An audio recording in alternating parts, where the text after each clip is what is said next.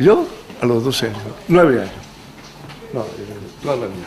Yo pintaba en mi pueblo, que era Montesquieu, se llama, en la provincia de Barcelona.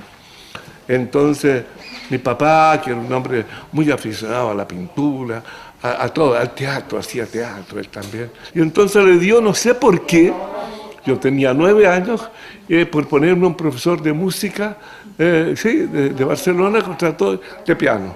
Y yo no le pegaba para nada el piano, pues. Y enseguida, al cabo de un tiempo, lo cambió y me trajo un profesor de violín, peor todavía. Y mi mamá tenía una pastelería, yo me acuerdo muy bien que tenían esos papeles que todavía se usan hoy día, de color ocre, para envolver pasteles, ¿no? ¿Entiendes tú? Bueno, eso es ya. Entonces le dice, mi padre dijo, pero esto, no, me dice, el piano nada que ver, me dijo, le dijo a mi madre, y el violín tampoco. Vale, dijo mi madre, no te preocupes. ¿Cómo no te preocupes? Va a ser pintor. Pero ¿cómo va a ser pintor? ¿Por qué dice esto? Porque mira, me roba todos los papeles para envolver los pasteles y mira toda la cantidad de pinturas que él ha hecho con una acuarela que tú le compraste hace tiempo, en fin, qué sé yo, pero que como cualquier niño de la escuela, ¿me entiendes tú? Ah, me dijo, entonces será pintor. Y ahí, así se...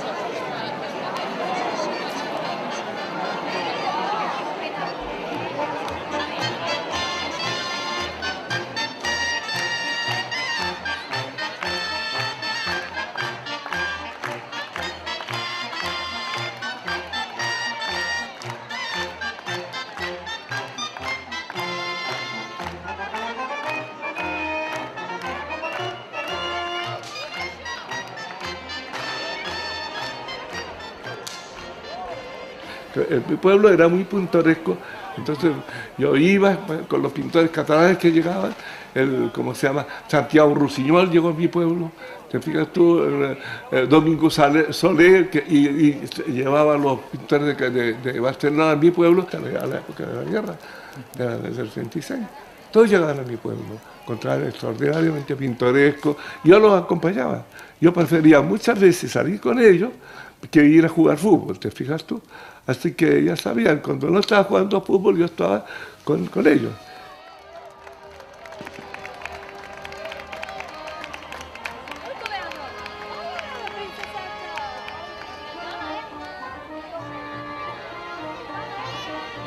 Hasta mi papá, me acuerdo que me hizo hacer un pequeño caballete que se doblaba para poderme sentar. Y yo partía con ellos, te fijas tú, alrededor del río, que era muy pintoresco, toda esta parte, como te digo, el reflejo en el agua del río, todas esas pequeñas tablitas así, eran cartones preparados, ¿verdad? Y eso sí que me lo hacía preparar mi papá, porque yo no sabía hacerlo. Es decir, yo no he hecho nada más en mi vida que eso, esa es la verdad. Nunca nada más, ¿te fijas tú? Como rural tiene unas cosas muy interesantes por la historia de su padre, que es miembro del partido de la izquierda republicana. El Damián, que era una persona muy, muy maravillosa y que todo el mundo lo quería, era especialista en pintar en las iglesias que tenían retablos y cosas así, los dorados y todo eso, él sabía hacer esto. Hacía teatro, era, claro, imagínate un pueblo tan chico y uno que hace teatro. Y por la historia de su madre, que es una señora que recibe una educación laica progresista en la Cataluña de primera mitad, digamos, primer cuarto del siglo XX, de manera que la convierten en una mujer muy hábil, muy móvil, ¿eh? Muy apreciada en su familia, y ella instalando una cosa, tenía una cosa de pasteles, tenía una cosa de pan, tenía un lugar en el pueblo muy, muy importante. Mi pueblo es el lugar, digamos, típico, digamos, de la izquierda republicana de Cataluña. Era tan importante que cuando llegó el presidente Macià, imagínate tú, de las Cortes catalanas, presidente Macià de la Primera República Catalana, porque me acuerdo que a mí me tocó, porque yo era el hijo del alcalde, me tocó llevarle un ramo de flores, ¿verdad? Un pescado de flores así. Yo tendría 5 años, me acuerdo, no más. Y Macià lo fueron a recibir toda la gente del pueblo por la carretera que viene de San Quirico y que viene de Barcelona, y él entonces se paraba y entonces hacía un saludo en mi pueblo y continuaba. Y me obsesioné, ¿sabes por qué?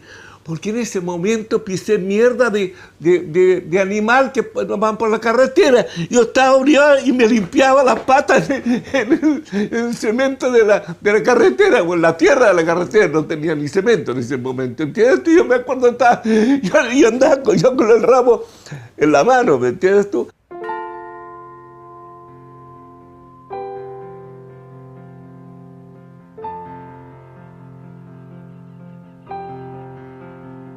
El diputado por la zona era el padre Roserbrú. Ellos venían a veranear a mi pueblo, porque con río y todo les agradaba mucho, y yo iba a invernar en una casa que ellos tenían en el Pirineo, cerca de Ribas de Freser, por ahí, claro. Así que ya nos veíamos mucho. Cuando incluso mi padre hacía campañas políticas por la izquierda republicana de Cataluña, con el padre Roserbrú, que era diputado, ellos nos invitaban a Barcelona, al piso que tenían, ¿entiendes tú?, al departamento que tenían en Barcelona, que era su lugar habitual, ¿verdad? Y nos conocíamos mucho por eso, de que mi padre era de la izquierda, que es una cosa como si fuera radical, ¿no? Te lo digo para que sepas más o menos lo que es.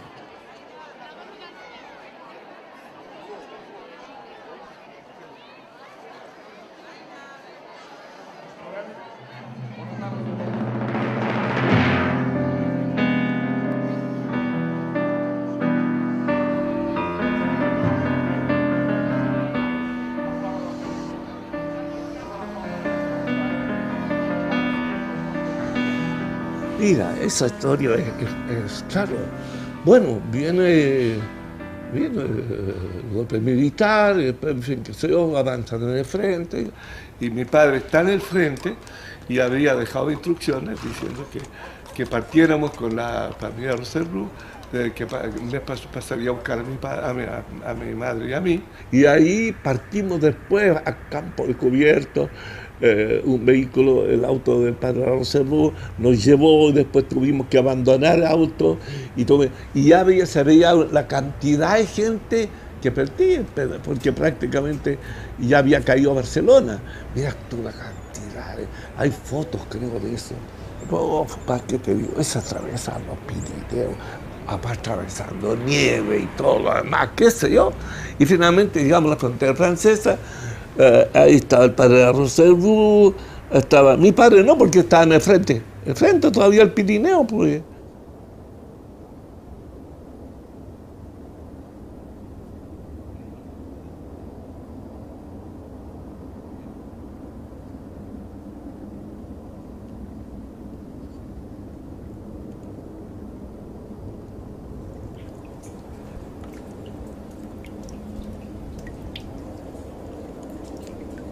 Después de todas las peripecias, atravesamos el puente por Bourg-Madame, ¿ya? Finalmente los franceses aceptaron eso porque había una cierta orden, no sé qué más. Pasamos, a ver, qué bien, pues pasamos ya. Este soy yo, pues. Aquí, y aquí está el gendarme francés, después del exilio 39, fronteras, dice Bourg-Madame, ya lo habías visto eso. Todavía no he terminado esto, estoy viendo, yo quiero armarlo con otra piedra más grande, como soporte que se integre, etcétera, etcétera. Entonces ahí empezó, y ahí empezó toda una historia que yo creo que se la conté, ¿no? Por suerte vino después alguien que conocía a mi padre y nos vino a buscar. Y entramos a Bourg-Madame, que es el primer puerto, y Y lo primero nos lleva a una confitería y por primera vez en 3 años comíamos pan blanco, ¿me entiendes? Todo esto. Y después seguimos y nos instalan por ahí en Montluís. Y nos llevaron a Perpiñán, que ahí en Perpiñán hablan catalán y todo, sí, tienen la bandera catalana y toda esta historia.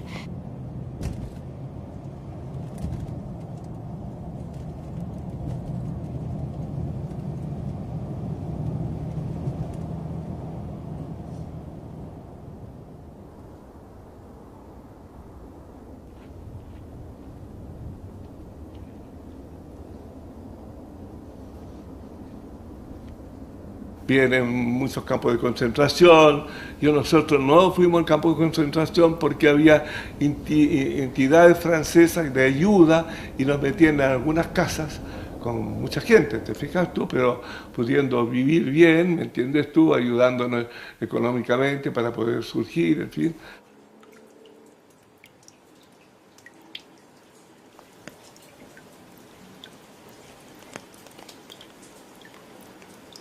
En una de esas, mi padre llega por el otro lado hasta que finalmente llega a la conclusión que nosotros estamos en Montpellier. Y ahí nos juntamos en Montpellier con mi padre y mi madre y estamos ahí, perfecto. Muy bien.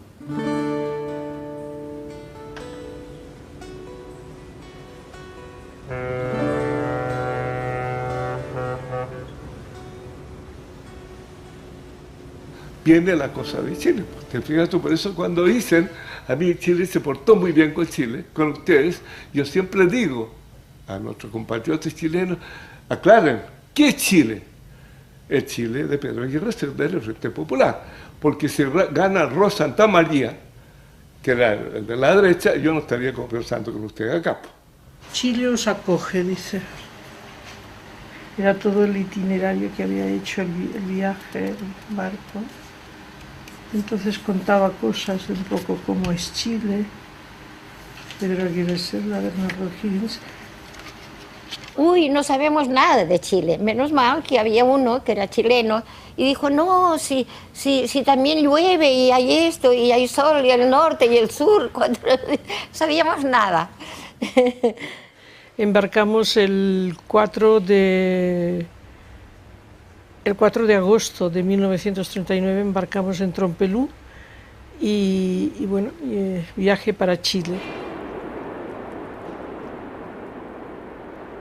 Neruda, era de el Carril, estaban en una casa de 2 pisos, muy sencilla, yo me acuerdo un poco oscura de color, tenía 2 pisos, y él anotaba todos los datos de los exilados, no sé, que vamos a tomar el barco.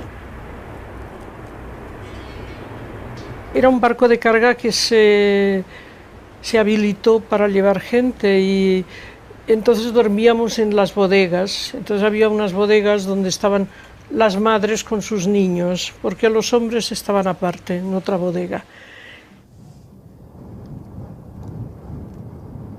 Y ahí fue cuando nos despiden, y siempre lo digo, que los veo a los 2 vestidos de blanco, con sombrilla, era verano, y la reflexión que me hice entonces como niño, dije, se nota que son de América Latina, porque debe hacer mucho calor ahí.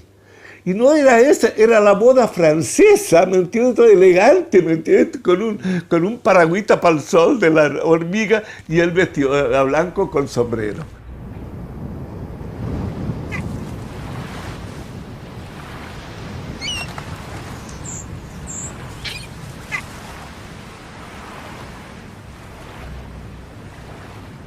Por primera vez vi a Pepe Balmes, pasaba por ahí. Yo me acuerdo que lo primero que me llamó la atención es que tenía un pelo muy bonito, rubio. Bueno, todo se pierde por el camino porque ahora lo vi y ya no tenía poco pelo.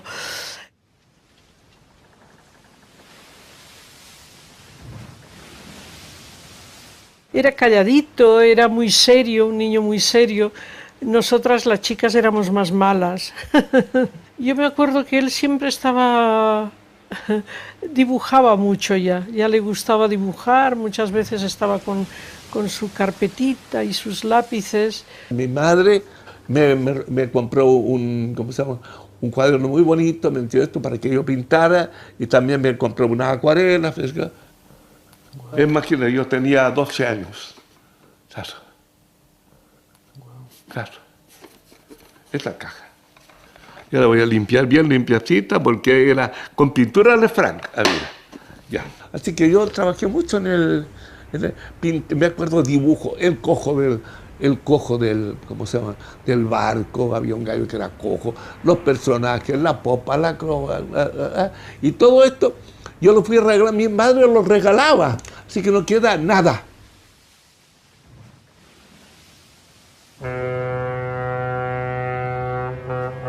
Un tipo que era decorador, Meléndez se llamaba, que tenía un labio un poco roto así. Con él pintamos el Pedro Aguirre Cerda. Claro, él era decorador y tenía mucha como esa capacidad, digamos, a partir de una pequeña foto chica, ¿verdad? De Aguirre Cerda, que para nosotros, imagínate, llegando a Santiago de Chile, era como el Papa.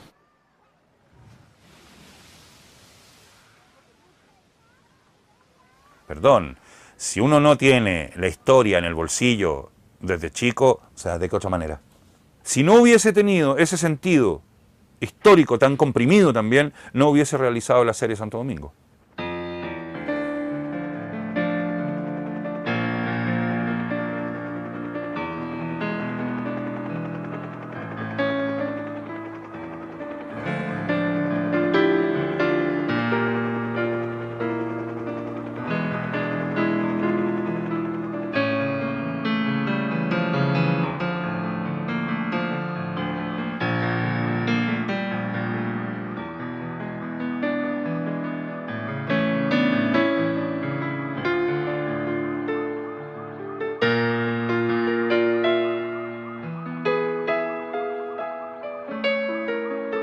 Que a mi juicio es la serie que marca la contemporaneidad pictórica chilena.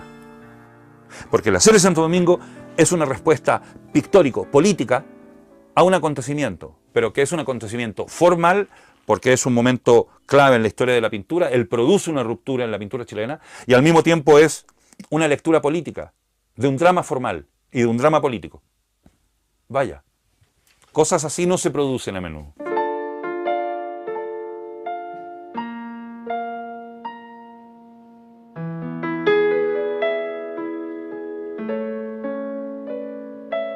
¿Con qué pinta? Me da lo mismo con cualquier cosa. Claro. Digo, si no con la escoba, con un plumero, da lo mismo. Y al final te fijas tú, claro, es que uno tiene que desligarse de una weá que se inventó, que es muy bonito, pero hay muchas cosas que se llama pincelito. ¿Quién le ha dicho que uno tiene que pintar con pincel? Nadie, pues. ¿Te fijas? A veces el pincel te crea una cuestión un poco manierista, ¿entiendes tú? Esa cosa te sirve muchas veces, hasta por último para firmar cualquier cosa, pero a veces te molesta. Entonces yo tengo escobas viejas y pues, son fantásticas para eso.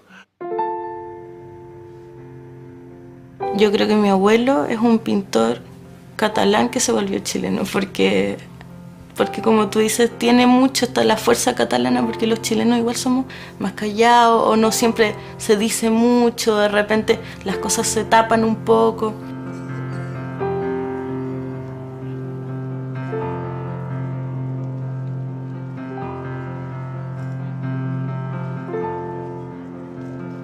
Tremendamente catalán, su pintura es totalmente catalana. Si él hubiera estado en Barcelona, Balmes sería un pintor de importancia mundial.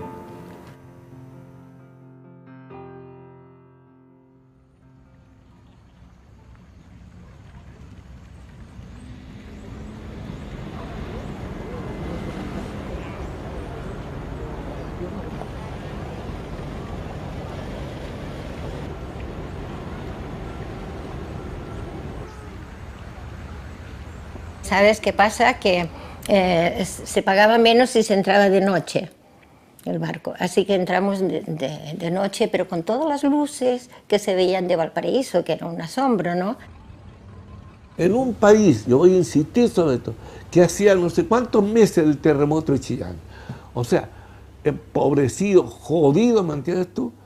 el mejor exilio del mundo. Yo creo que no ha habido exilio como el exilio chileno. Es el mejor del mundo. Como te digo, pasamos por los pueblos en el tren y la gente nos tiraba rosas y claveles y qué sé yo, se quería subir al tren y nosotros llevábamos con los retratos de Guerra Cerda en el tren también, que estaba en el barco, ¿me entiendes tú?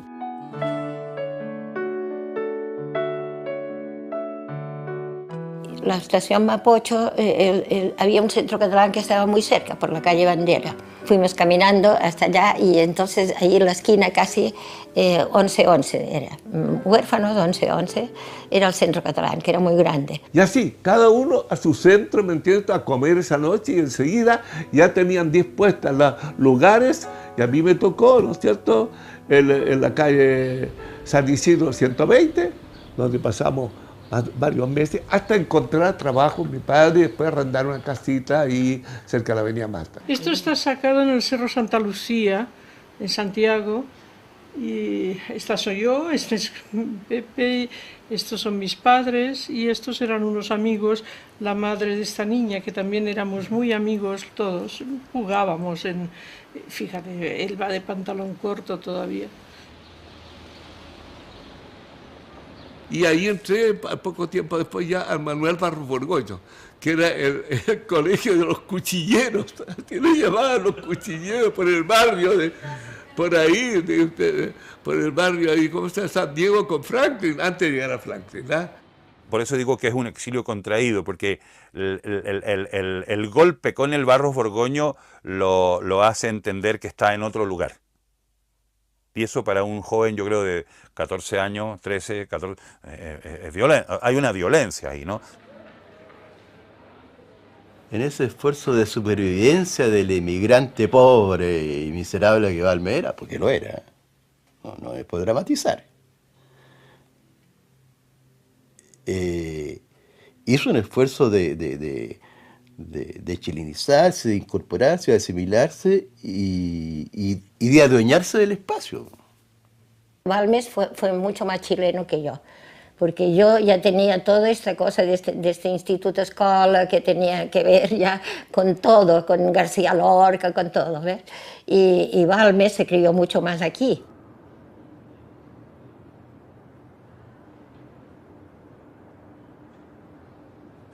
Y ahí tuve que entrar primero al instituto, hay un instituto secundario de la Facultad de Bellas Artes, donde uno podía seguir lo que se llama las humanidades, ¿me entiendes tú? Y estaba conectado con la Escuela de Bellas Artes.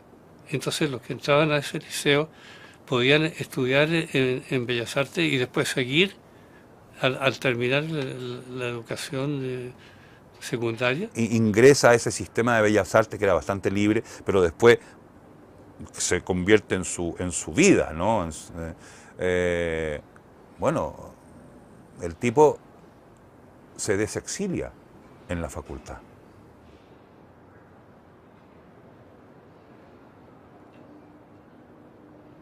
Entró a la Escuela de Bellas Artes y ahí nos encontramos con Gracia a la Escuela de Bellas Artes.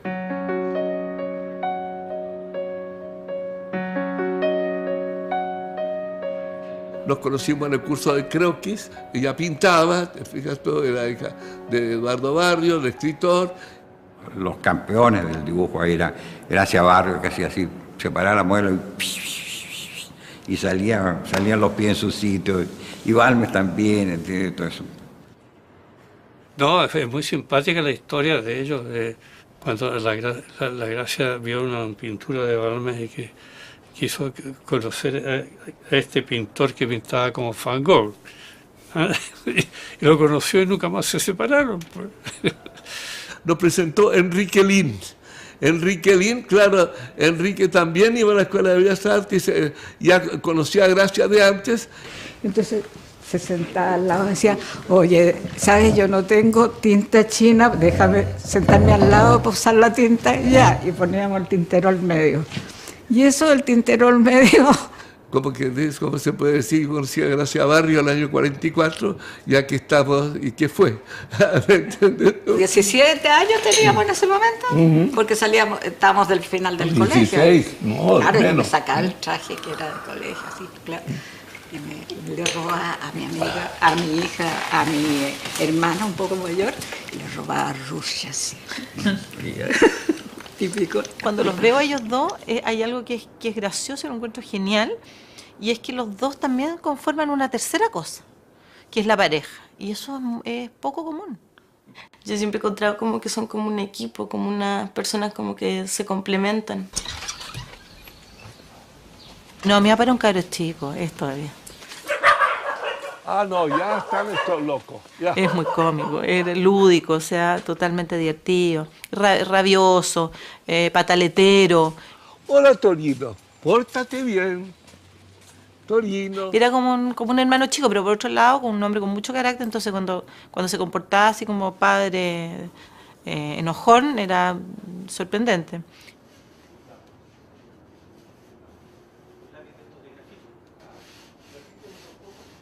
De repente mi abuela es una persona mucho más, de repente más dulce, menos gritona como mi abuelo, y en ese sentido mi abuelo también a veces como que ocupa la calma de mi abuela. Tiene que haber un lápiz aquí. No, esa es mi mamá.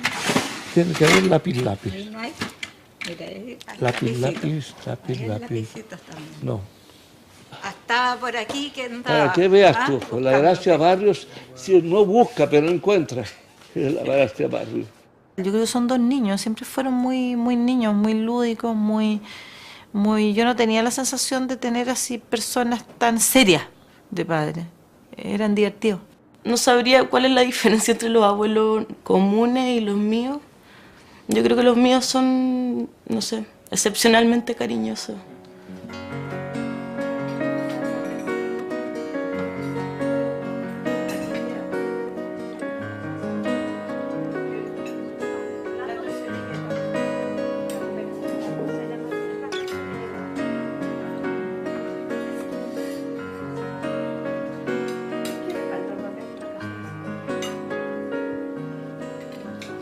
Habían personajes simpáticos en ese ambiente, ¿entiendes? Y eso, después de ahí a veces pues salíamos, caminábamos por el parque o volvíamos a cada cual a su casa, ¿no? Y poco a poco se fue haciendo como una amistad y yo me enteré de que había un grupo que se ha analizado poco, pero que fue muy importante, que es el grupo de estudiantes plásticos. Entonces se arrendó un local muy grande y bueno en la calle Merced, lo que era frente al Cine Santiago, que no existe ya, al lado de la Casa Colorada. Entonces un día me invitaron, y yo fui feliz al grupo de estudiantes plásticos y ya. Ellos sabían pintar, ¿entiendes? O sea, si le ponían una pera, salía una pera. Pues, entonces ponía una pera y quedaba un manchón raro ahí, me costaba un mogollón para hablar en español. Me acuerdo de haber escuchado cosas decir como la de a Juana Guenao decir, incluso creo que por escrito lo dice, que en verdad su formación en la Escuela de Bellas Artes no tuvo ninguna importancia, que no aprendió mucho nada, que su formación realmente se la debe al grupo de estudiantes plásticos. Y los días sábados nos juntábamos todos a trabajar, a reunir, a conversar sobre pintura, a corregirnos mutuamente. Especialmente Balmer nos corregía a los demás porque él ya tenía más experiencia desde que venía de España. Balmer ejerció un liderazgo realmente incontrarrestable en ese grupo. Era como el líder, como el papá de algunos.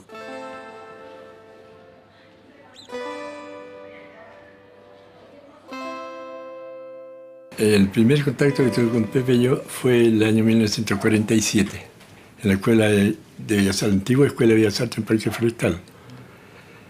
Yo ese año entré a Iniciación de Bellas Artes y Balmer iba en el cuarto o quinto año de pintura ya, y era el dirigente estudiantil. El grupo de estudiantes plásticos, ese antiguo, fue el que criticó, empezó a criticar el quehacer de los profesores de la escuela. Pasaron varios años, yo me retiré, salí arrancando de Bellas Artes rápidamente, tuve 6 meses nomás me fui. No me gustó en absoluto la academia. Reconocíamos que había pintores que pintaban muy bien, pero que hacer pintura era trabajar sobre 4 aspectos básicos de la representación, ¿no es cierto? Modelo, figura, ya sea retrato, desnudo, da igual, paisaje, marina, y chao, no había más. O sea, eso era el arte. Esos elementos que caracterizaban con cierto dogmatismo lo que era la enseñanza del arte, hacían que muchos estudiantes no tenían, como no tenían otra posibilidad ni otra alternativa, ¿ya? Porque conocían eso, ¿no? Y si tú conoces una sola opción, sigues esa opción, ¿ah? Y sigues formando parte de esa opción. Esta historia se fue prolongando en el tiempo, ¿comprende? Esta sensación de que no había modo de salir ni de quebrar individualmente, era muy difícil. Y cada uno en su taller había estado ya rascando telas, consiguiendo, digamos, una imagen no representativa, que se iba poco a poco pareciendo a las pinturas más abstractas que en ese momento existían, pero existían desde hace 40 años. Y ahí se empezó a fraguar una cosa curiosa, ¿no? La búsqueda de lo que podríamos decir una definición formal distinta. Y el nacimiento del grupo Signo es exactamente eso.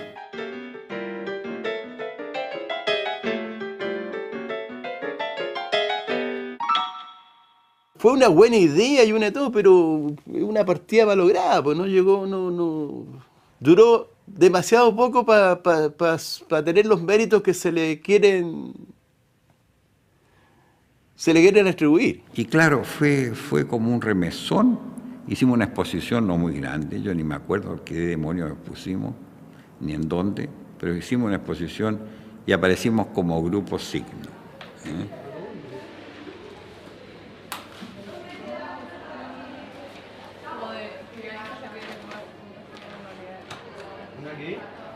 Yo sostengo que lo que hay en Chile no es vanguardia, sino transferencias diferidas de información.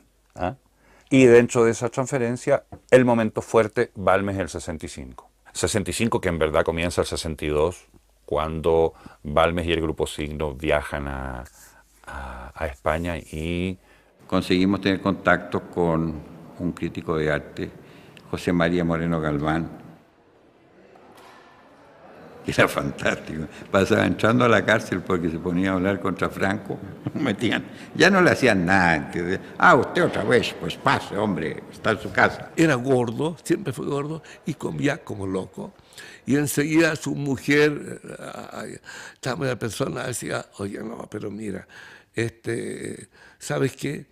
Yo estoy contento cuando en la autoridad franquista lo meten en la cárcel, porque es la única manera que haga régimen, porque yo le llevo la comida, porque si no te come cualquier cosa en cualquier parte, no hay manera. Moreno Galván era así. Entonces nos consiguió una sala de exposiciones, y la cosa era irse para allá, no sabíamos muy bien a qué, pero ya lo iríamos arreglando por el camino. Por esa cosa de los rebotes curiosos apareció una convite para exponer en el Museo de Arte Moderno, creo que se llamaba, en Barcelona.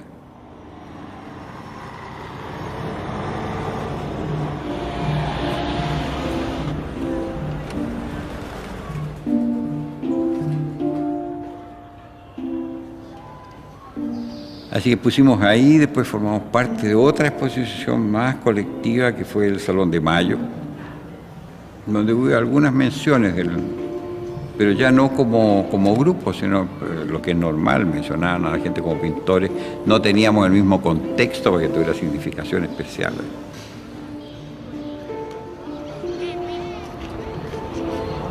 Después fuimos a dar a París, a una exposición de la Genèse, no sé qué cosa. Bueno, la vuelta nuestra fue no todos al mismo tiempo. Pérez se quedó un tiempo más largo, Balmes muchísimo más largo. Por eso mismo digo que es transferencia diferida, más bien. O sea, efectivamente por el caudal de información, por el tipo de información y por el modo como esa información hace efecto en una superficie de recepción determinada. Esa superficie de recepción se llama Facultad de Bellas Artes de la Universidad de Chile. Entre el 65, inicio de la Reforma, al 73, que es el golpe militar.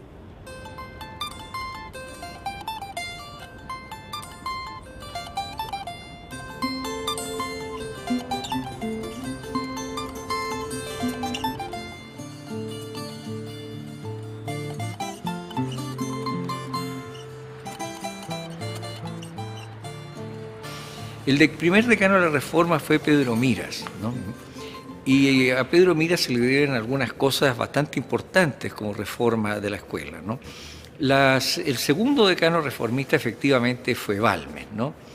Y seguramente la Facultad de Bellas Artes era tratada, no sé, me imagino, como un poquito de segunda clase, digamos, frente a los ingenieros, a los médicos, a los abogados. Y me parece que Balmes lo que hizo fue eso, darle un prestigio a la facultad. Ahí pude verlo en combate a Pepe, digamos, en el sentido de las discusiones de reuniones, de normativos, de cómo íbamos amononando un poco esta cosa que nos venía encima, que era transformar la escuela antigua, la academia antigua, en una escuela actual comprometida con la sociedad y sus tiempos.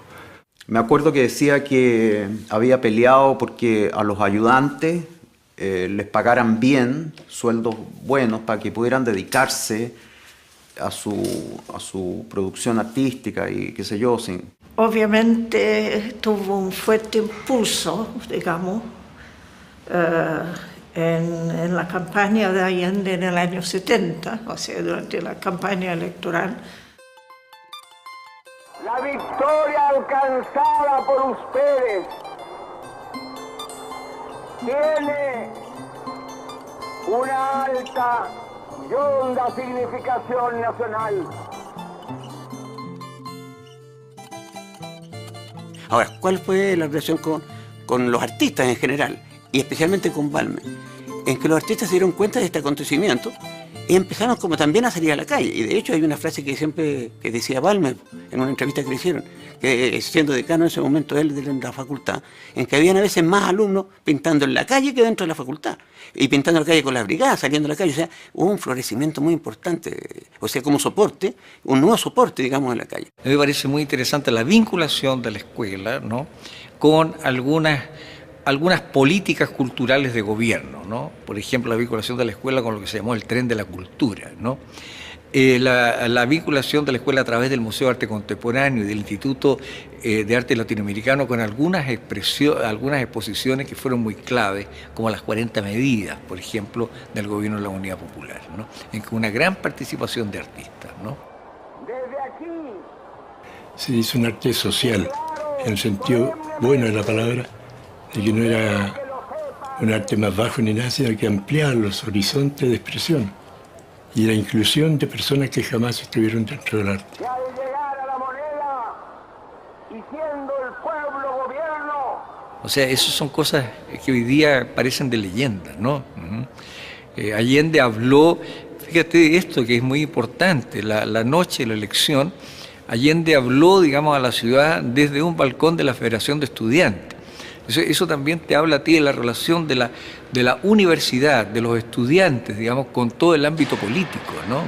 Lo que sí es que yo recuerdo no haber escuchado nunca la palabra Duchamp en la escuela, jamás. Y lo más que escuché de parte de Bonatti, que también era amigo de Balmes, de vuelta a un viaje, habló de los pop, de esta gente, pop americanos. Warhol, toda esa cuestión. Año 67, o sea, 68, por ahí, 69. En la justicia social, en los derechos de cada hombre, de cada mujer, de cada joven de nuestra tierra. Era la época de los mayores ataques que hacía la reacción chilena al gobierno de Allende. Poco menos que aquí había una dictadura, etcétera, etcétera. Yo estoy hablando del final del 71. Para derrotar y definitivamente la explotación imperialista. Frente a esto, el gobierno pensó que era importante invitar toda una serie de personajes del mundo, es decir, que vinieran a Chile y que vieran la realidad chilena, a lo que se llamó la Operación Verdad. Entonces, a mí me recuerdo que Allende me preguntó a quién yo quisiera invitar, ¿no es cierto?, relacionado con el arte. Entonces yo pensé un personaje muy, muy importante, que era el crítico de arte José María Moreno Galván. Perfecto. Entonces invito a Moreno Galván y Moreno Galván llega a Santiago de Chile.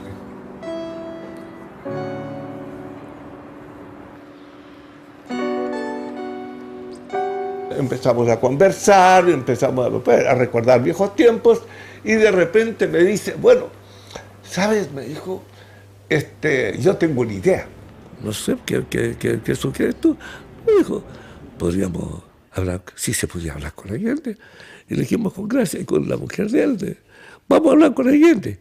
¿Cómo vamos a ver? Claro, nos vamos a ir, vamos a entrar por Morandés. Llegamos ahí en la escalera, estamos en guardia, queremos hablar con el presidente. Yo lo conocía al guardia también. Ah, muy bien, suban. Y entonces el tipo me dice, Moreno me dijo, es que no puede ser esto, están locos ustedes, ¿cómo puede ser? Bueno, y llegamos hasta arriba.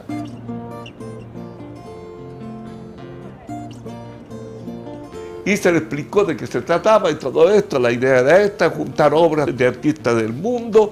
Moreno Gal volvió a España y enseguida iba a hablar con Miró, que estaba en Mallorca, ¿verdad? Y él también, como crítico de arte, también tenía muchas vinculaciones con la crítica francesa, con los belgas y además de los artistas españoles que estaban contra Franco, ¿verdad? O sea, en 1972, la recolección de pintura de catalanes, de artistas catalanes y de artistas de otras comunidades autonómicas de la península, ya no sé ni cómo hablar, tiene lugar en la clandestinidad prácticamente. Estamos en pleno régimen franquista. Los tipos hacen la recopilación en secreto. ¿Ves? ¿No es fantástico?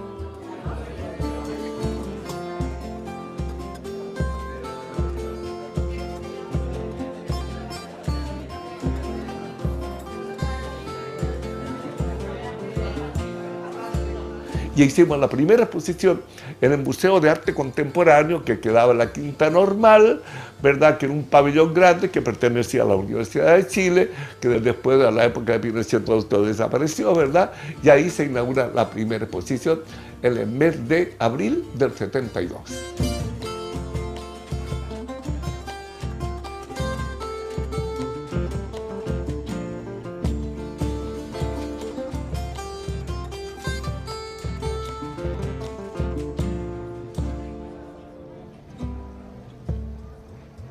Y después, bueno, esto se va dando a conocer en distintas exposiciones que van realizándose, ¿verdad? Hasta que llega el golpe militar.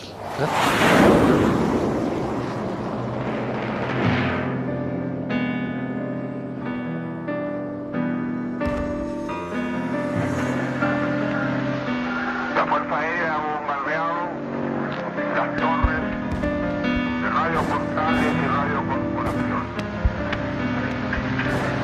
Palabras no tienen amargura sino decepción, y serán ellas.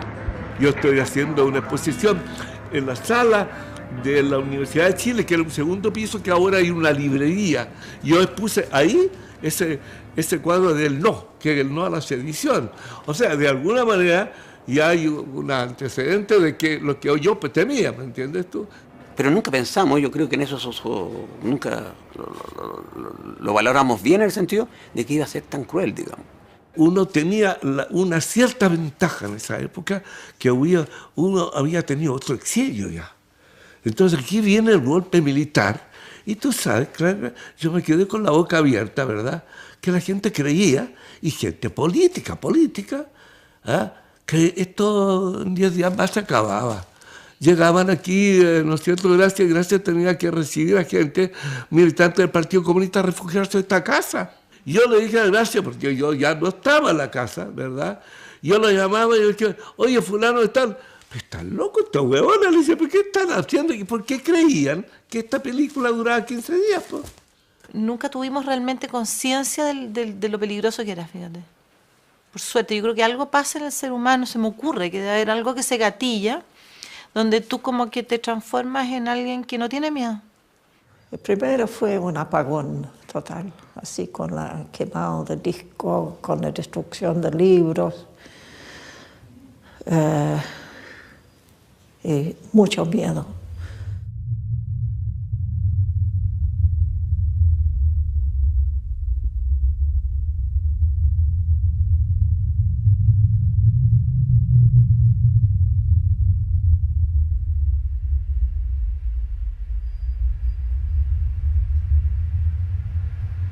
La intervención fue realmente fuerte.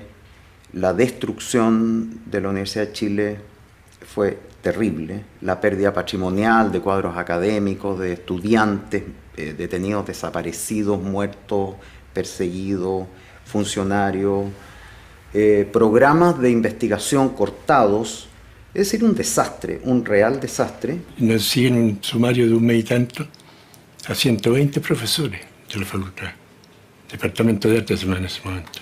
El decano, claro, el decano que después está desesperado con lo que había pasado. Porque claro, él realmente ha recibido Matías Vial, ¿no? Ha recibido todo la herencia y la culpabilidad de lo que ocurrió, pero en el fondo fueron muchos, entre ellos profesores que aún siguieron muchos años ahí hasta jubilarse, y pintores importantes que estaban contra la Unidad Popular, ¿entiendes? O sea, más vale no menearlo mucho, porque hay gente muy querible, pero que se portaron pésimo, ¿entiendes? Y bueno, y ahí somos delatados por escrito, por personas con nombre y apellido: Matías Vial, Maruja Pinedo, Marta Benavente, que son una artista, escultores y una administrativa, en lo cual nos dice que somos subversivos, que lo único que hemos hecho desde la facultad es hacer política partidista y concientizar a los alumnos y tratar de concentrar, incluso politizar la cultura y el arte. A mí nadie me persiguió, yo era, como le decía yo a Adolfo Q, somos los hombres menos perseguidos de Chile, no como Balmes, que le pusieron la metralleta en la cabeza, que tuvo que asilarse, tirarse por no sé qué huevadas tuvo que hacer tuvo que volver a exiliarse, yo no sé, la resistencia. A mí no me pasó eso.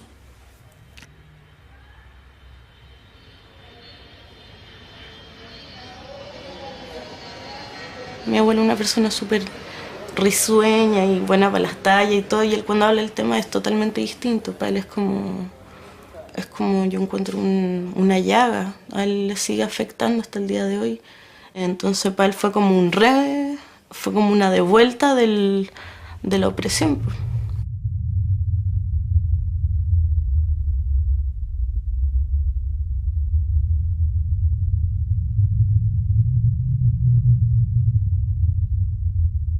Yo creo que todos esos días, así el día a día era algo que tú no tenías idea que iba a pasar mañana.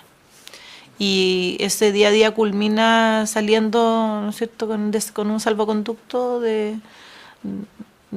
través de la Embajada de Francia por el aeropuerto lleno de milicos con ametrallador y todo. Balmes es el culpable de la politización del arte chileno, de la destrucción. Él es el culpable de la destrucción del arte chileno. Decir eso y publicarlo en el Mercurio en enero del 74, cuando el tipo está fondeado para salir exilado, si eso no se llama incitación al asesinato, no sé cómo se llama. Por lo menos se llama delación. Eso es una delación.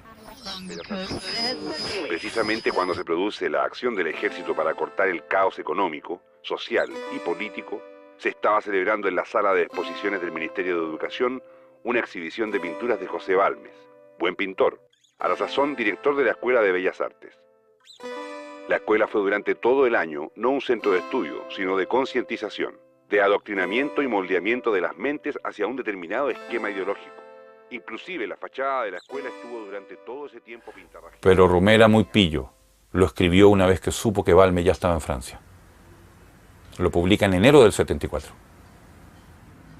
Pero le atribuye y le achaca la responsabilidad de la destrucción del arte chileno. Ningún artista posterior reivindica eso, ni limpia, ni aclara esa situación. Porque les conviene que esa acusación quede sobre Balmes. Para poder instalarse ellos como, nosotros somos los grandes resistentes. ¿Ves?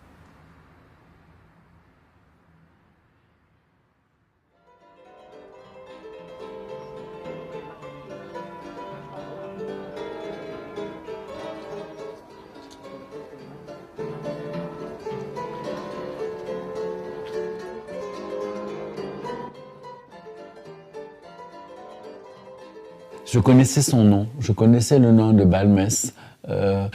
Donc j'avais suivi beaucoup de choses de la campagne d'Allende, des peintures murales du Chili, des brigades Ramona Parra. Tout ça, pour nous, c'était un peu comme un exemple et on était très attentifs à ce qui s'est passé au Chili. Je crois que c'est le pays de l'Amérique latine dont en France on se sent le plus proche.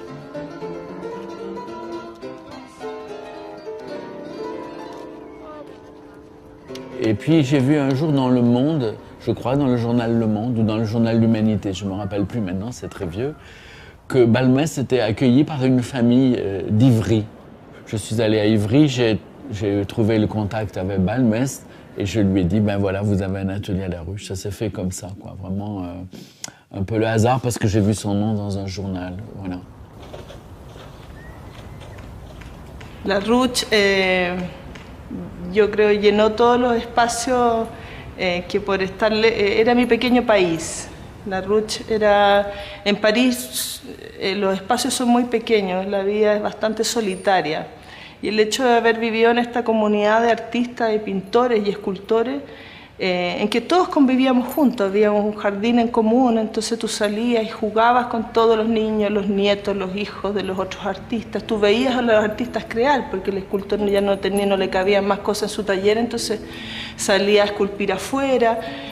Los gatos de todo el mundo andaban afuera, los perros de todo el mundo. Era un lugar muy especial. Yo nunca he vuelto a vivir en un lugar así.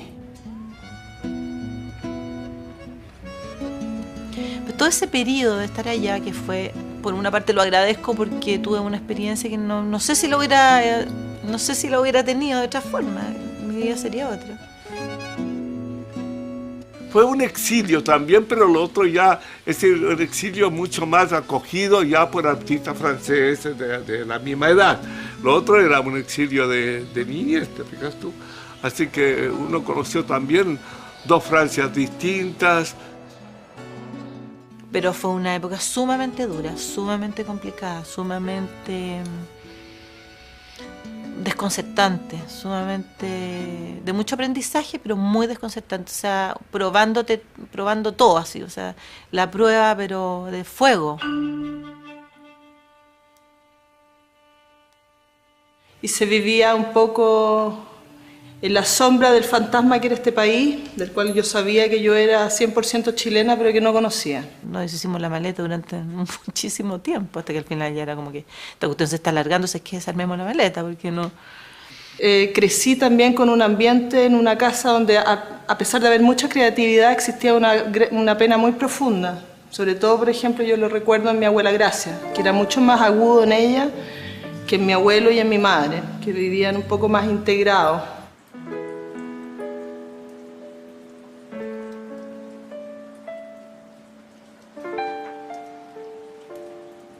En mi madre era una cosa totalmente emocional, una cosa que tenía que ver absolutamente con las vísceras. Entonces ella se niega a hablar francés, se niega.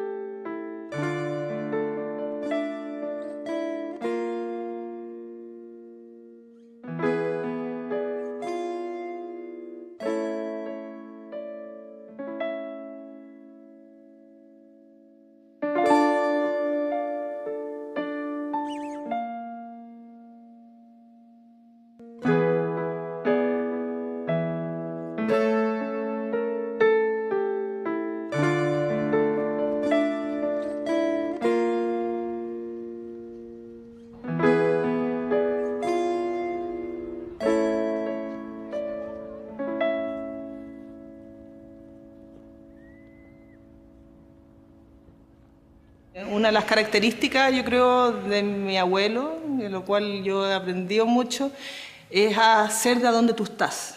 No, él se conectó inmediatamente con, como te digo, con la gente de izquierda francesa, italiana, alemana, de toda Europa en realidad. Lo de Balmes fue importante también porque en París, por ejemplo, formaron una brigada. Creo que se llama Salvador Allende. En Italia se llama Pablo Neruda. Y así, entonces, o sea, hay algo Y sí, también hay que valorar que los compañeros que se fueron al exilio ayudaron con la imaginería de las cosas que nosotros hacíamos acá a reinstalar, digamos, el estilo afuera.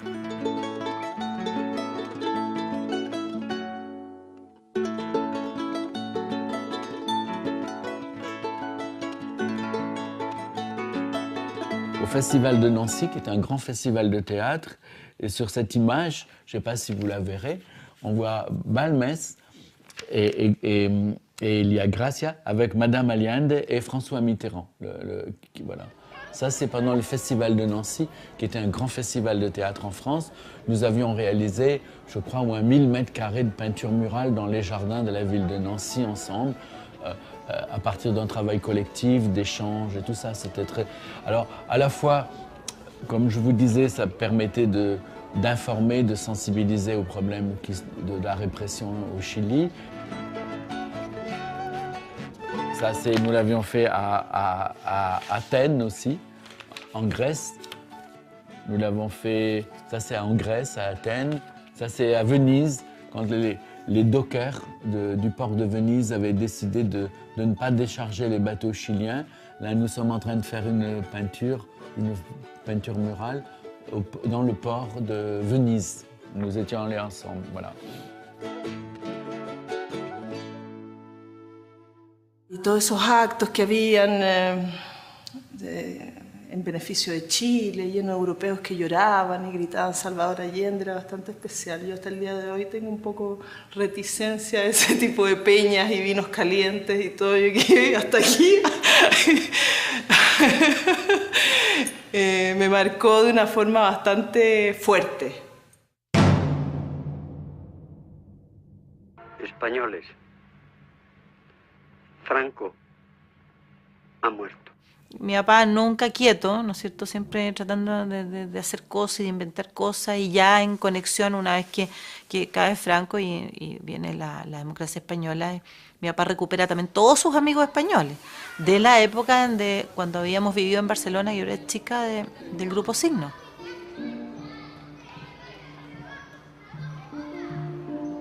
Y muchas veces fuimos a exponer con varios de estos amigos que hay carteles y acá y afiches acá, y después volvíamos a París y después partíamos otra ¿cómo se llama? Otros meses más, volvíamos a Barcelona y nos instalamos en Barcelona y vivíamos en algunas residenciales que alojábamos, ¿entiendes tú? Pero a pesar de todo tengo un buen recuerdo, pasaba mis vacaciones en Montesquieu con mis abuelos y mi madre. Siempre fuimos, como somos un núcleo muy pequeño, siempre fuimos muy unidos, hicimos todo juntos y íbamos de vacaciones.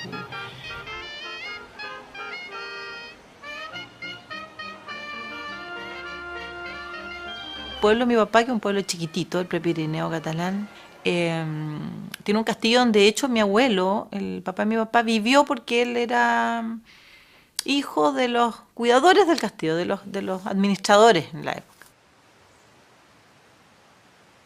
Esta casa era propiedad de la familia Juncadella, era de un particular que la ocupó hasta el año 72 aproximadamente. Posteriormente pasó a ser propiedad de la Diputación de Barcelona.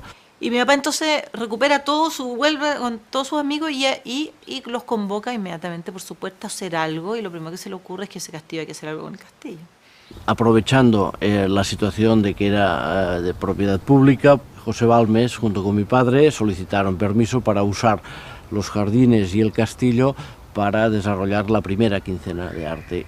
Las siguientes se siguieron haciendo también aquí.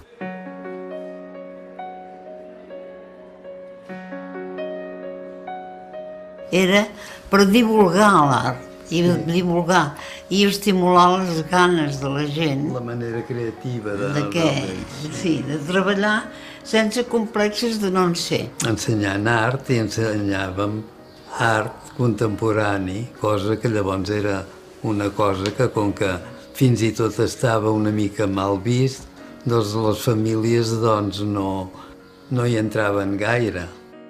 Como que el artista hacía una clase en el fondo, y una clase súper libre, y interveníamos la naturaleza, y de repente trabajamos con las ramas, con lo que había. I ens ho vam passar molt bé en veure l'entusiasme que hi havia.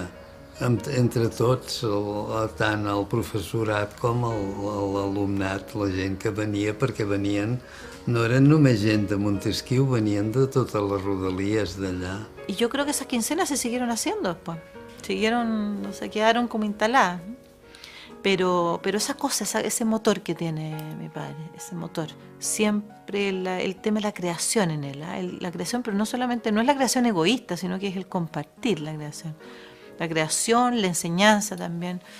Bueno, no en vano él llegó a ser decano en la Facultad de Bellas Artes de la Chile.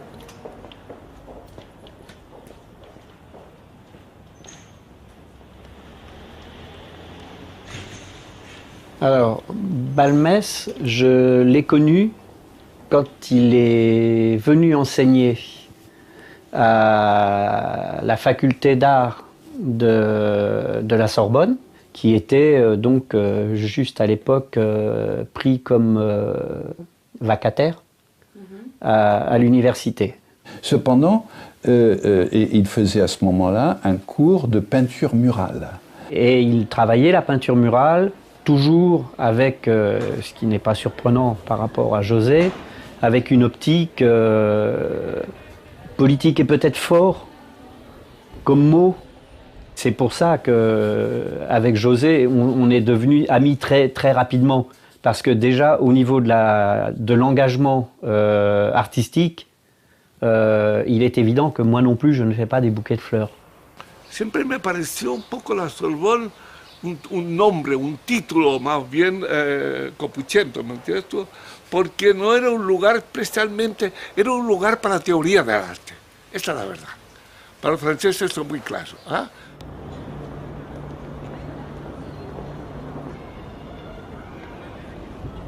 Lorsque Mitterrand est arrivé au pouvoir en 81, il y a eu un ministre de la fonction publique qui a fait changer la loi sur les recrutements dans l'enseignement supérieur en France, en autorisant, ce qui est exceptionnel, que des grands intellectuels ou des grands artistes puissent être titularisés professeurs d'université.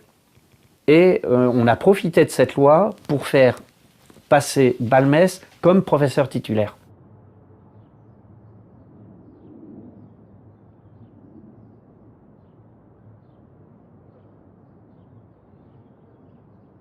Llegando ya a los años 83, 84, llega Balmès y se sabe que Balmès viene a Chile. Viene acompañando a unos artistas de la Universidad de París I. No se tomó contacto con Pepe en ese tiempo porque no se sabía que volvía, que manifestaba intenciones de volver.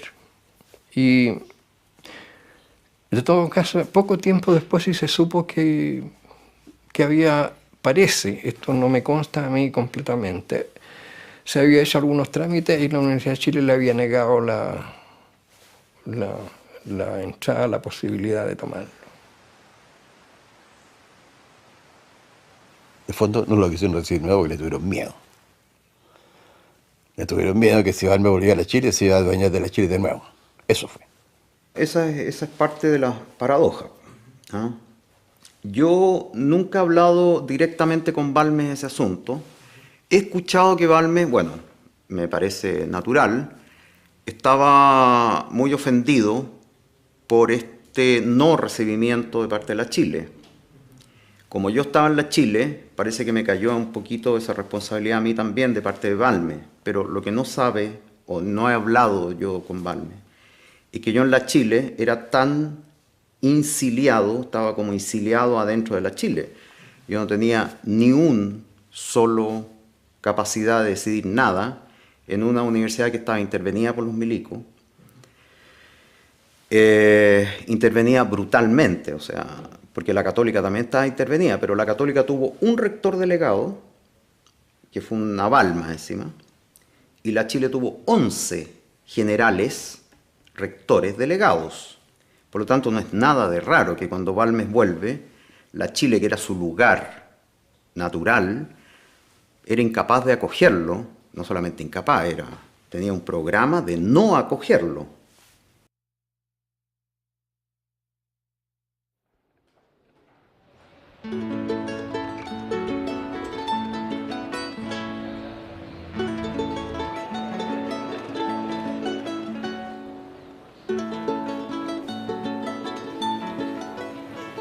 Y yo estaba en ese tiempo como jefe de estudio, subdirector académico de la escuela, y propuse ahí en el consejo, potenciar la línea de pintura. La línea de pintura estaba muy despotenciada, tenía buenos profesores, pero no tenía carácter. Fueron unas tratativas personales entre el maestro y pintor Gonzalo Cienfuegos y el que habla. Fuimos directamente a hablar con el vicerrector académico, nosotros la posibilidad de traer como profesor a Balmes y Gracia Barrios. Gracia Barrios también trabajó un tiempo en la Escuela de Arte. Pasa un poco lo que yo te decía, que ellos dos tienen roles, cada uno tiene un rol distinto, y mi madre es la guasa. Mi mamá es la guasa, es la persona pegada a la tierra por su propia historia, por su padre escritor, por su relación con la cordillera de los Andes, con los caballos, con ese mundo, ¿no?, del campo. O sea, yo estoy segura que si no, mi mamá no hubiera picaneado y no lo hubiera dejado en paz. Mi mamá no lo dejaba en paz, mi papá. No lo dejaba en paz con el tema chileno, ¿te fijas? Y yo creo que en gran parte esta idea de volver y al final el hecho de haber conseguido entrar a Chile tiene que ver con ella.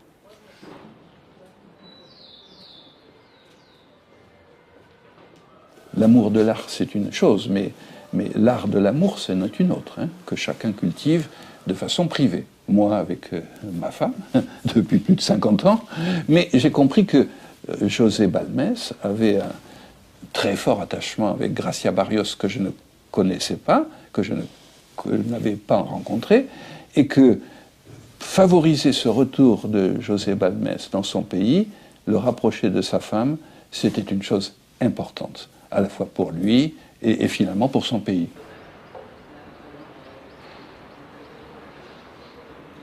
El maestro Balmes venía con una tradición de política bastante marcada, y me acuerdo que el prorector en esa oportunidad era el señor Juan Antonio Guzmán.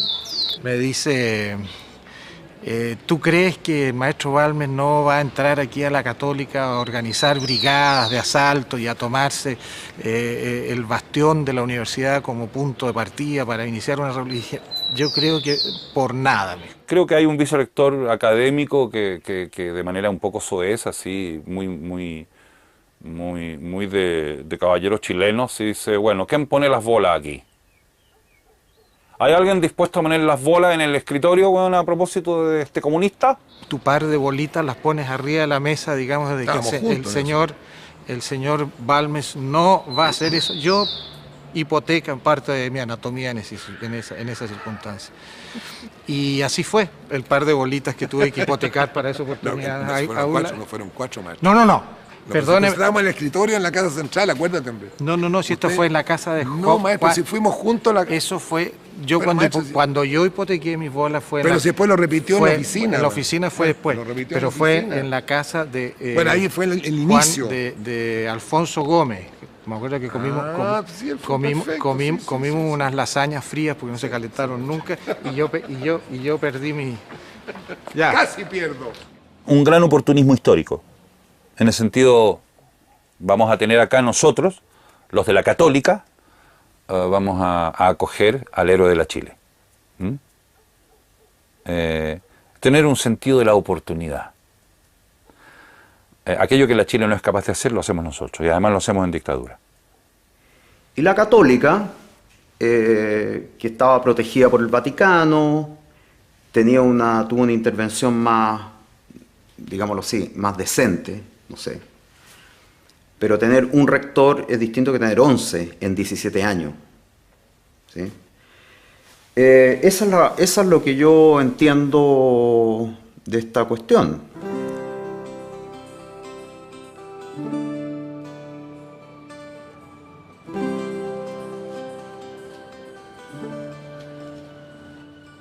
Llamo a Balmes a París, le explico, y Balmes me señala, ¿no es cierto?, que acaso le estoy tomando el pelo, se enoja, tuve que repetirle 2 o 3 veces la cuestión, me dijo, comillas, ¿cómo voy a hacer clase en la Universidad Católica? Pero tú puedes entender, yo en la Católica, exiliado con la N y no voy a la China, pero ¿cómo estar en la Católica? Pero ¿cómo en la Católica?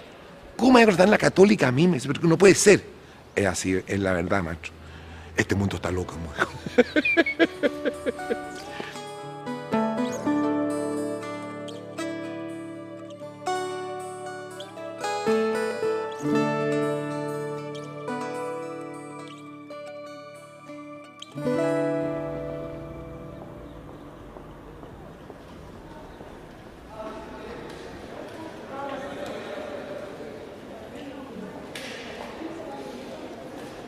Un jour, Balmès me dit « Jean, j'ai quelque chose d'important à te dire et j'aimerais autant qu'on se rencontre dans un restaurant. » C'était du côté de Montparnasse. Je pense que c'était à la Coupole. Je me souviens, nous avons eu de grandes discussions dans un café à Montparnasse, hein, qui est le café Le Select, qui était le siège social de Balmès à Montparnasse. Et donc je le retrouvais régulièrement là-bas. Et là, il me fait comprendre que tout était en place pour qu'il puisse être délégué par l'Université de Paris 1, tout en continuant à être professeur titulaire à Paris 1, à ce qu'on appelle à Santiago la Pontificia. Hein? Bon. Et lui, Balmès, qui n'était pas forcément un catholique bon teint, même c'était plutôt l'inverse, eh bien, notre université, c'était une décision en fait politique, et qui venait pas seulement du président de mon université, dont je n'étais que le subordonné, mais qui venait, je pense, de bien plus haut. Hein, et je pense que ça devenait du côté soit de la présidence de la République, soit du Premier ministre, quelque chose comme ça, en France. On a réussi, avec l'UNESCO, à faire détacher de la Sorbonne José Balmès à l'Université catholique de Santiago, à l'école d'art. Et mettre en place des procédures qui permettraient de sauvegarder la sécurité de Balmès. Hein, c'est-à-dire montrer qu'il n'était pas tout seul en étant là-bas à la Pontificia, mais qu'il y avait derrière lui toute l'université. J'ai donc été amené à aller au Chili pour la première fois, invité, bien entendu, non pas invité, en fait, uniquement par l'ambassade de France.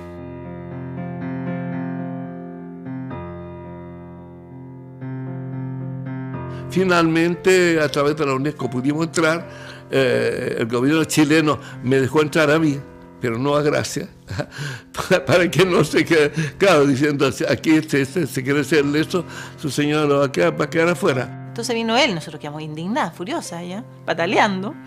Le dan permiso a él, fíjate que era que era justamente el más complicado y además el culpable, que estuviéramos todos afuera en ese sentido, figurado, ¿no? Hasta que ya la situación de Chile empezó ya a cambiar poco a poco, te fijas tú, y ahí pues finalmente pudimos entrar los dos definitivamente.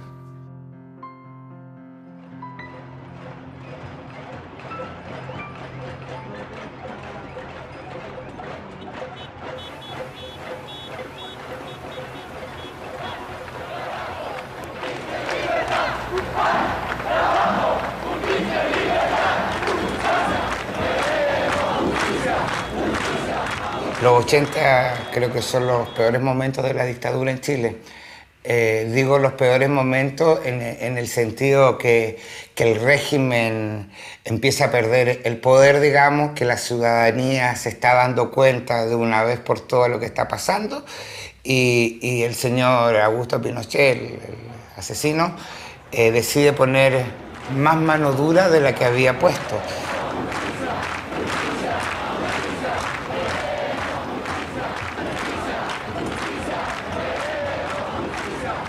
Gran parte del arte chileno que se desarrolló en el exilio fue un arte de nostalgia, ¿no?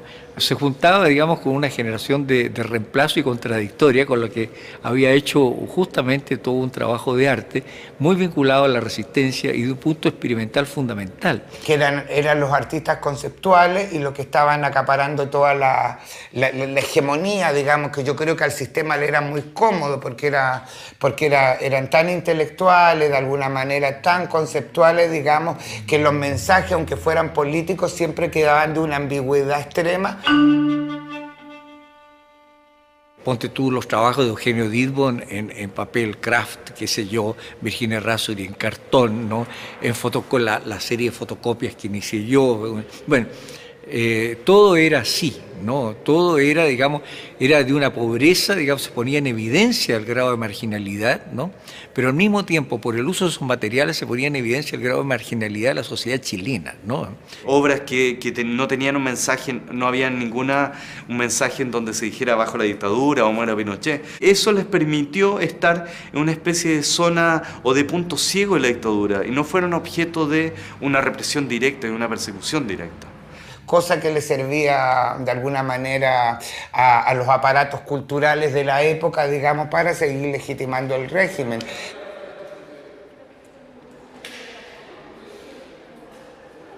Una de las cosas, digamos, que yo proponía en ese momento, ¿no?, era que el exilio chileno tenía que ayudarnos a rebajar el sentido del corte de una relación con Chile, ¿no?, el aislamiento cultural chileno. Se había decretado prácticamente un aislamiento cultural.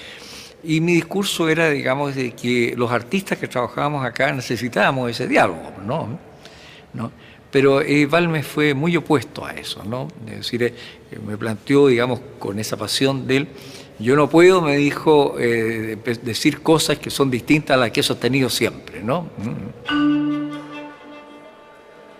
Entonces, yo creo que en el arte se generan varias cosas, se generan como bandos un poco, ¿eh? Los que están así, los que creen en esta manera, y los otros que se quedan como un poco, que estaban semioficiales también, que eran los pintores semi como del reino, se podría decir. Muchos sectores no querían que Balmes regresara. Entonces ahí yo tenía un amigo, el Patricio de la O, que fue el que primero me dice, no, aquí hay, con Balmes aquí hay un lío. Entonces empezamos a hablar en términos dialécticos, es decir, Balmes deja una casa a cargo de unos tipos y los tipos se hacen de la casa. De manera que Balmes tuvo que, cuando regresó el 84, tuvo que él construirse su propia plataforma para que al interior de la oposición democrática su pintura y su posición política fuese reconocida también y fuese respetada. Es que él le llena los espacios a todos los pintores chilenos de su generación, les roba el centro. Y eso les duele a los demás.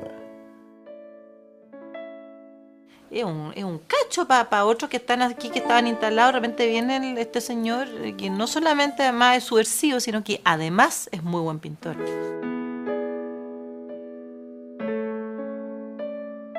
Entonces es muy jodido estar en los 90, en la transición democrática, y no ser reconocido en la Universidad de Chile como un exonerado histórico. Y no me acuerdo cuándo se pudo decidir el nombramiento de profesor emérito de Balmes, que fue una reparación tardía, pero bueno, por lo menos algo. No hubo una carta escrita, ¿no?, del rector ni del decano, a lo mejor esperaba eso, pero él no intentó nunca acercarse a la universidad, ¿no? Para nuestra sorpresa se vinculó a la Universidad Católica, ¿no?, con la que siempre existía una rivalidad entre las dos escuelas, ¿no? O sea que esta es una historia política, es una historia de interpretación, es una historia de lucha de interpretaciones y de aniquilaciones. Qué fácil hubiese sido que Balmes no hubiese regresado nunca de París. ¿Ves?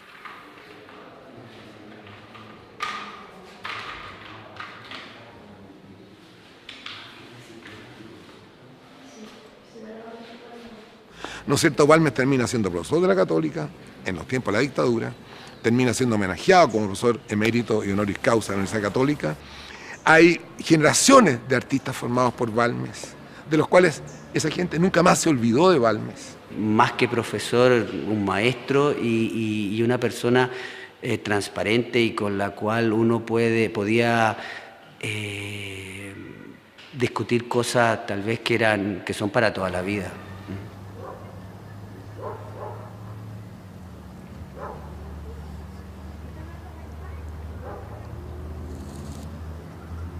A mí mi papá una vez yo creo que hace unos años atrás, que no te podría decir cuántos son, pero tampoco son tantos. Una vez estábamos hablando de pintura y me dijo, mira, Conchita, si aquí lo único que tiene sentido, o sea, lo único que tiene que hacer un artista es ser capaz de darse a sí mismo toda la libertad posible. Eso es clave en todo orden de cosas en la vida, pero además en el arte es muy importante. Porque en el fondo, el único control, el único límite se lo pone uno. El torino y uno chiquitito. ¿Dónde está el torino? Este es el torino, este es el torino. Este es muy jodido. Los demás son perros, y este es perra, el torino. Yo pienso que el arte es justamente el arma más eficaz para demostrar un camino de reconstrucción social, que es la única forma de lograr ser una sociedad justa, equilibrada, tiene que ser con gente muy creativa. Yo aspiro y lucho en todo lo que hago, estoy haciendo al final de mi vida, en socializar la creación y la cultura y el conocimiento. Pero no lo hago por la venta, lo hago porque es parte de mi práctica, es parte de mi necesidad como ser humano pensante. Y Balmes, yo pienso que es exactamente lo mismo.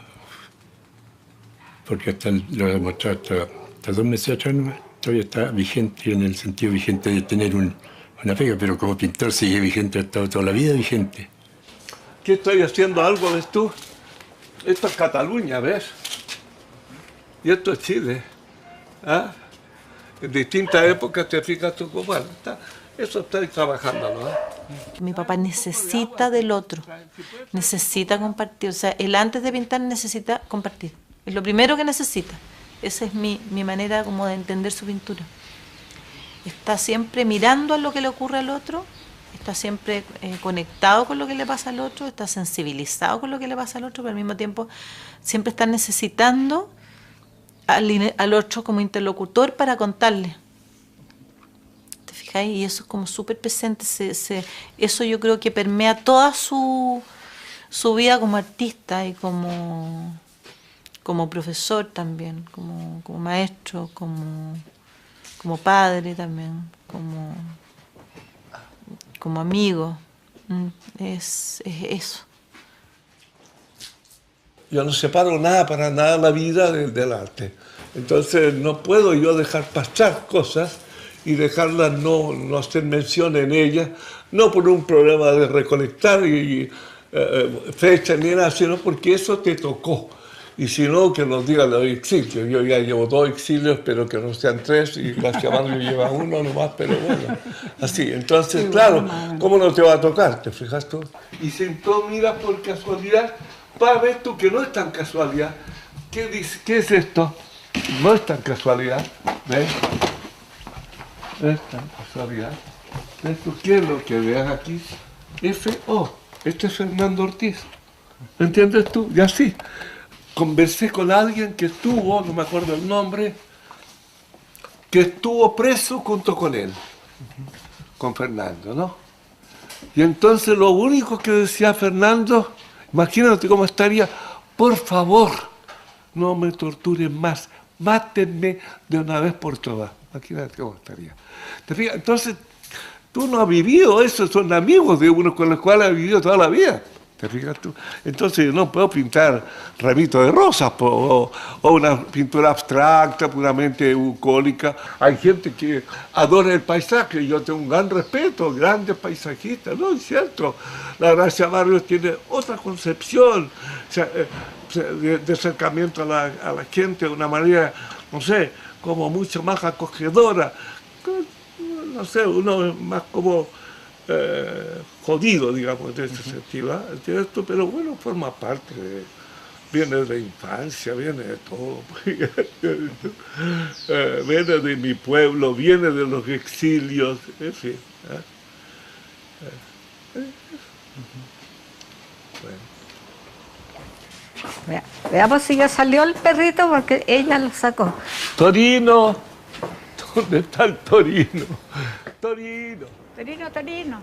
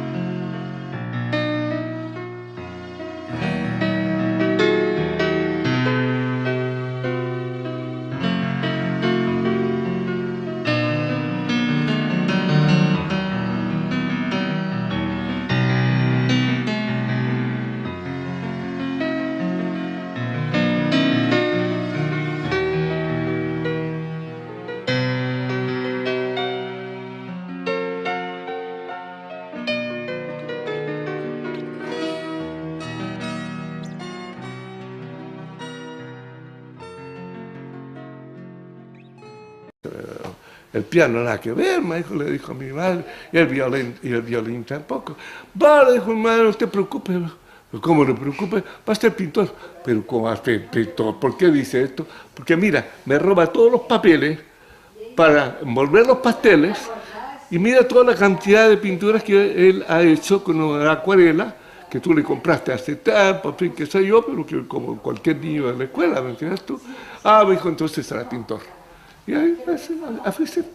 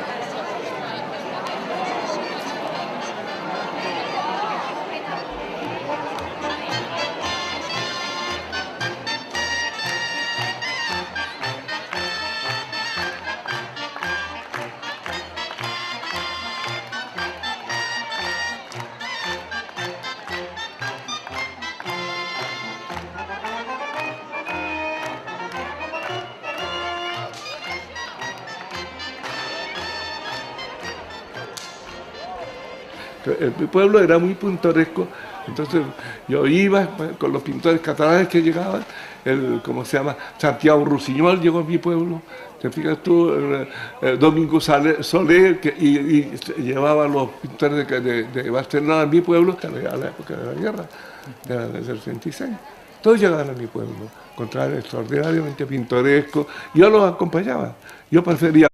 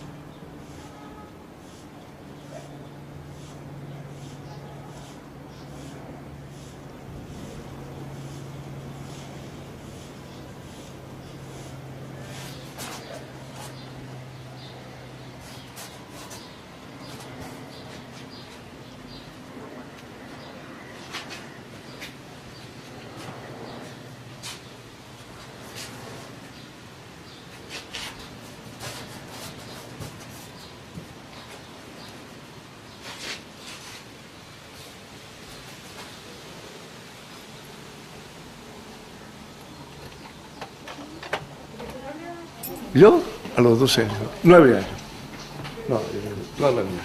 Yo pintaba en mi pueblo, que era Montesquieu, se llama, en la provincia de Barcelona.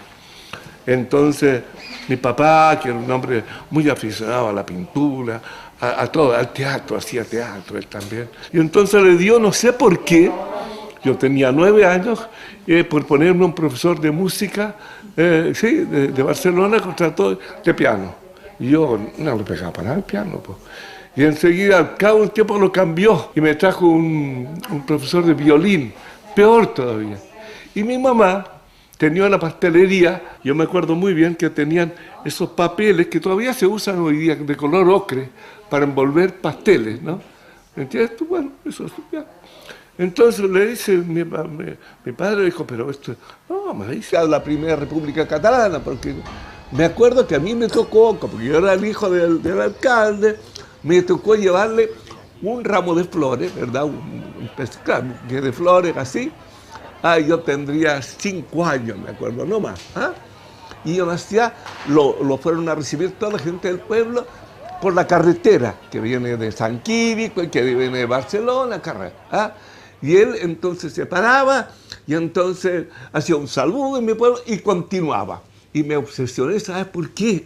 porque en ese momento pisé mierda de animal que van por la carretera. Yo estaba obligado y me limpiaba las patas en el cemento de la carretera, o en la tierra de la carretera. No tenía ni cemento en ese momento, ¿entiendes? Yo me acuerdo, yo andaba con el rabo en la mano, ¿me entiendes tú?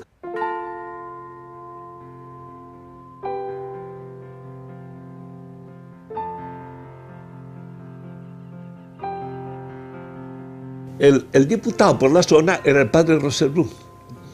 Ellos venían a veranear a mi pueblo, porque con río y todo les agradaba mucho, y yo iba a invernar en una casa que ellos tenían en el Pirineo, ¿eh? Cerca de Rivas de Freser, por ahí. Claro. Así que ya nos veíamos mucho. Cuando incluso mi padre hacía campañas políticas por la izquierda republicana de Cataluña, con el padre Roselbrum, que era diputado, ellos nos invitaban a Barcelona, al piso que tenían, ¿entiendes tú?, al departamento que tenían en Barcelona, que era su lugar habitual, ¿verdad? Y nos conocíamos mucho por eso, de que mi padre era de la izquierda, que es una cosa como si fuera radical, ¿no? Te lo digo para que sepas más o menos lo que es.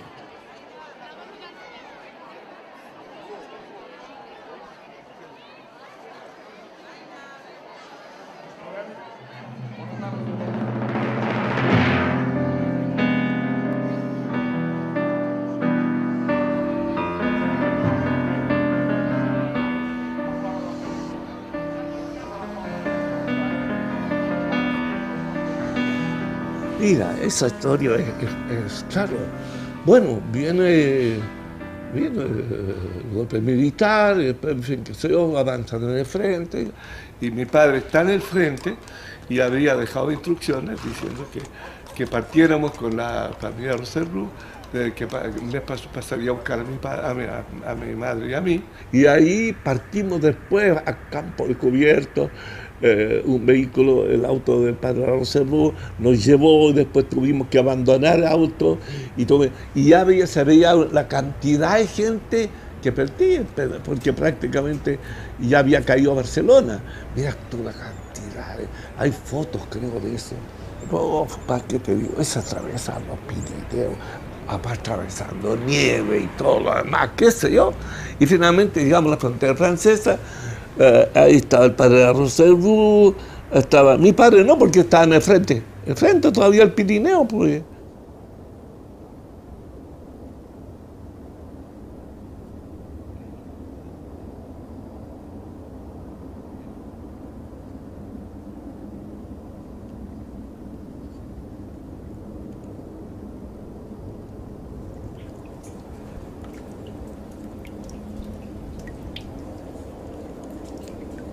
Después de todas las peripecias, atravesamos el puente por Bourg-Madame, ¿ya?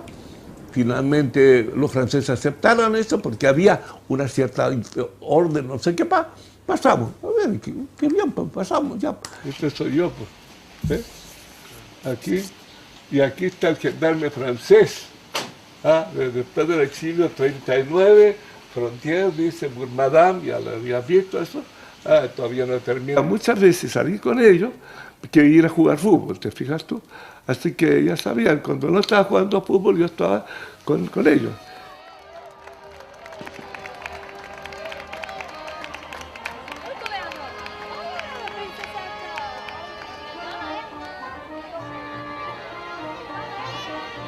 Hasta mi papá, me acuerdo que me hizo hacer un pequeño caballete que se doblaba para poderme sentar.